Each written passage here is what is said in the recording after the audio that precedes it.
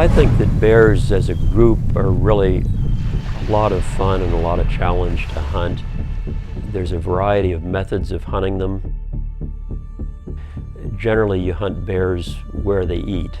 They can be hunted from a tree stand over either bait or over a salmon stream.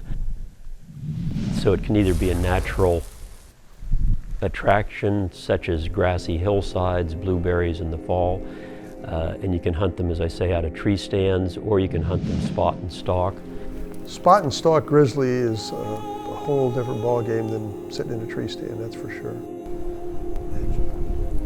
Some guides, matter of fact, my friend Vance Griskowski does not want to take a bow hunter on a spot and stalk grizzly hunt.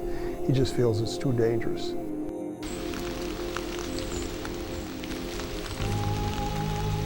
Grizzly bear is thought to be one of the hardest bears to get with a bow and arrow.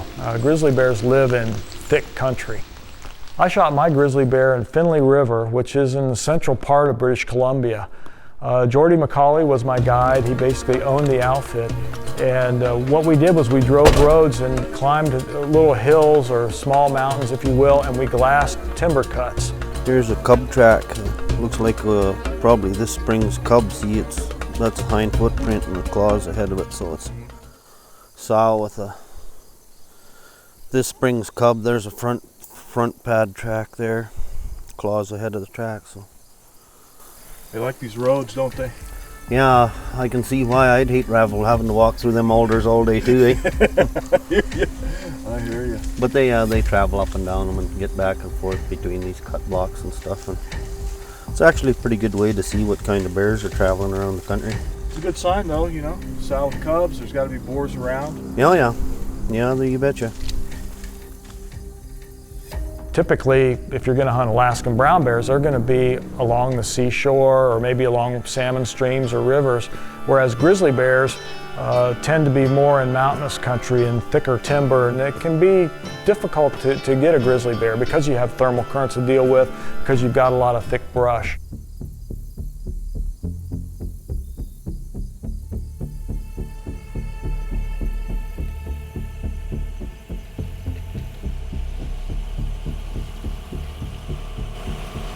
It's a little bit difficult country to hunt. It's pretty thick and pretty bushy, but we've got some really good cut blocks in here that the bears like to frequent, especially this time of year right now. They're full of really good berry crops. Bears get in there and they can really graze on those in the fall time and put on a lot of weight for winter. Look at that. Huckleberries, eh? And the whole hillside is just plastered and loaded with them. Well, I can see as thick as it is in here. Once we do spot a bear, trying to find him once we get over here is going to be really tough. I mean, we're going to get right in on top of him. Yeah, that's one thing that they're fairly easy to see from the other side. We're going to have to be cautious that make sure that we pick a good route and good landmarks so we know where we're going. So that we get close to the bear, we know we really got to slow down, take it a couple steps at a time. Because of all the debris, it's so noisy, we got to just take 2 steps and stop and look and watch, and 2 more steps and stop and look and watch, and we'll find them.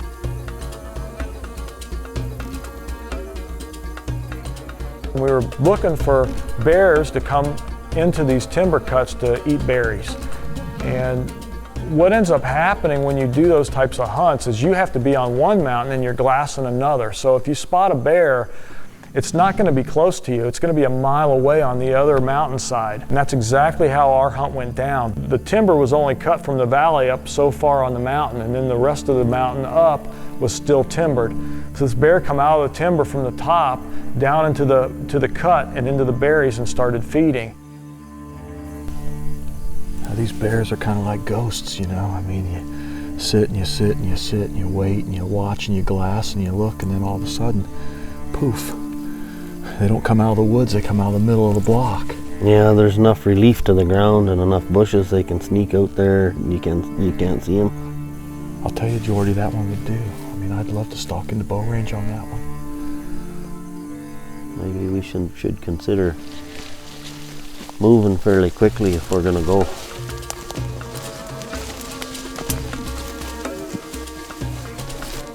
We spotted him, we thought he was a good one, and so we immediately packed up and hit down in the valley, We went up the valley to get around, to get the wind right, went all the way up to the timber cut and came back around and come down on the bear. This is about an hour, hour and a half trek.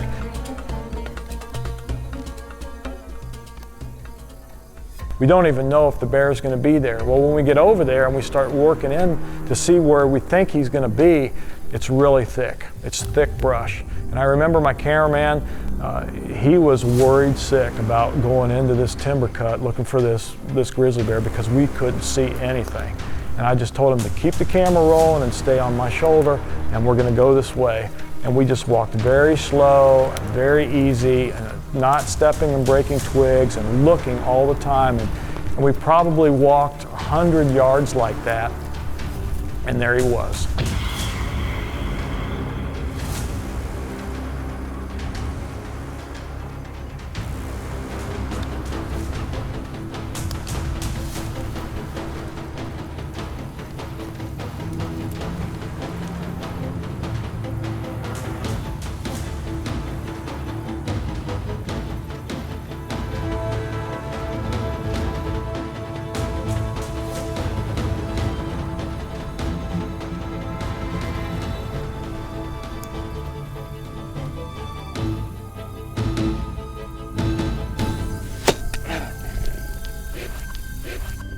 I throttled him with a 2-blade rage. He roared, he jumped up, he ran downhill a little bit, then he circled around and decided to go back the way he came up to the timber. So he basically ran around and run right by us and went down after probably an 80-yard run.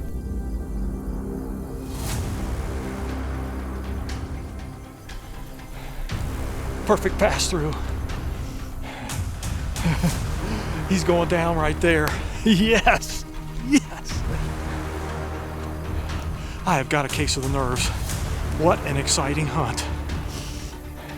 When you're hunting grizzly bear and you're up on a mountain and you feel like you've got good wind, but you don't know where he's at, and you're walking through this stuff and it is really thick and there's lots of small twigs and they're breaking under your feet and you're trying to be quiet and you're looking and you're listening and you're watching, and pretty soon I step over here and there's the bear.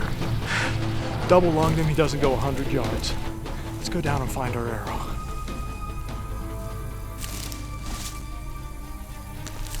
Down here. Nope, right here. Check it out. Rage.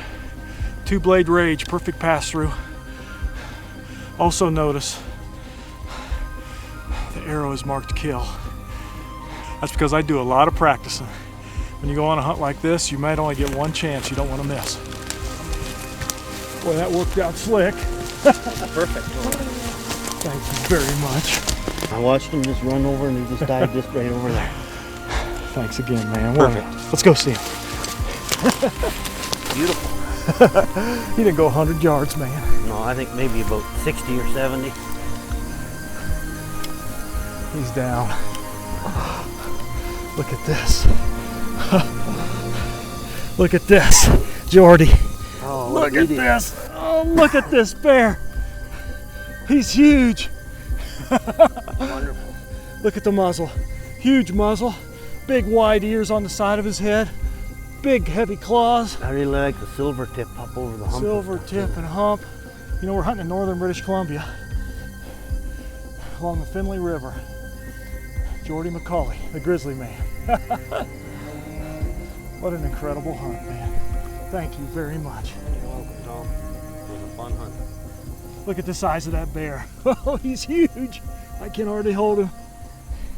Very difficult to grizzly bear hunt with a bow, and they just live in thick stuff, and they're very aggressive.